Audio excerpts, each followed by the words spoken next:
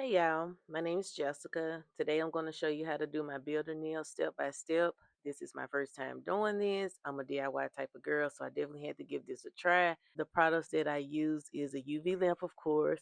You need your prep tools, dehydrator, primer, drill, builder gel, and a top coat. So the first thing you're going to do is wash your hands. Make sure you wash them. You clean your hands pretty good. And then what you're going to do is push back your cuticles. Okay, so as you can see, I'm gently pushing back my cuticles. This step is really important because it helps the builder gel sticks directly to the nail instead of the skin.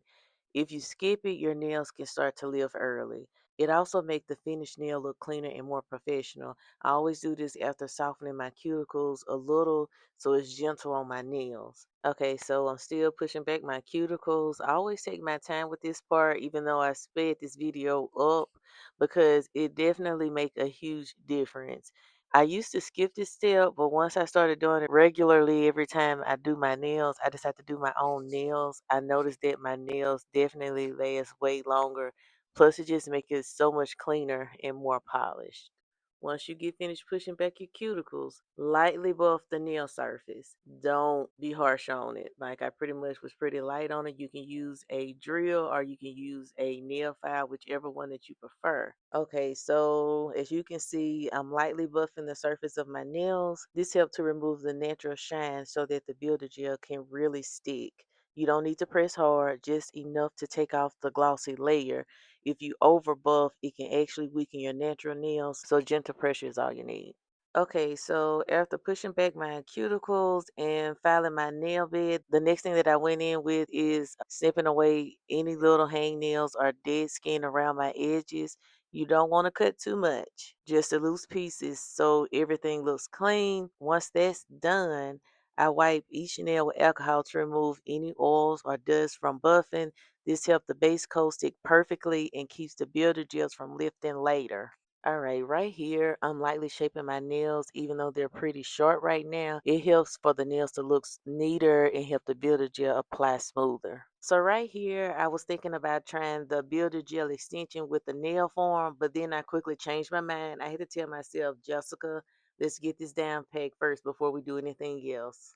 Okay, I like to go in with a nail dehydrator. Even though I did use the alcohol, I like to use both. This step help remove any leftover oils or moisture from the natural nails, which is the same as the alcohol does. It also helps the base coat and builder gel really bond to the nail plate so that you don't get any lifting later. I also make sure to do this before primer. It's one of the little things that keep your nails lasting way longer.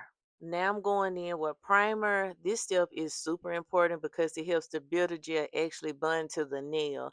Think of it as a double-sided tape. It creates a tacky layer that grips onto the base coat and keeps everything from lifting or peeling later. I just apply a thin, even coat and let it air dry before moving on. I also would like to mention that if you're using both dehydrator and primer, always apply dehydrator first, let it dry, and then go in with the primer. All right, so now I'm going in with the builder gel. Okay, so I'm doing exactly what the instructions tell me to do. The instruction says to apply a thin layer first and then stick your hand in a lamp and let it cure for about 30 to 60 seconds. I did mine for 30 seconds because later on, when I got finished with everything, I put them all under there for about 60 seconds. So, right here, like I mentioned, I'm just applying a light coat that helps the builder move where I want it to go. Then I go in with a little more product and slowly float it over the nail instead of brushing it. I also use a little brush thingy to help slide the builder gel on the side of my nails. The gel kind of self levels so you have to guide it gently.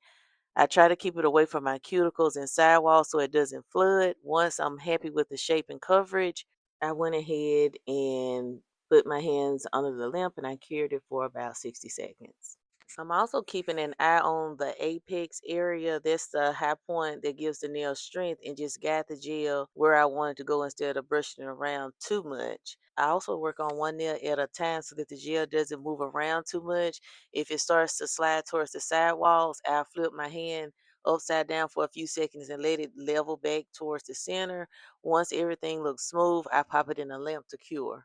I'm making sure I get close enough to the cuticles without touching it so it can look clean and seamless once it's cured. I noticed that the key is to keep a light hand and let the gel self level. This way it gives you the smooth, glossy finish without a lot of feeling later.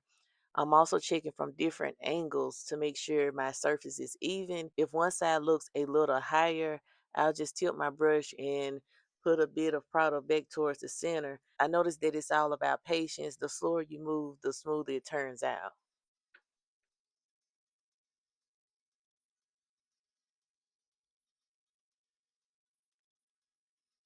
Okay, now I'm going in with one of my favorite top coat to seal everything in. This step really brings the shine back and protects all the layers underneath. I make sure to cap the free edge to help prevent any lifting or chap or chipping later on.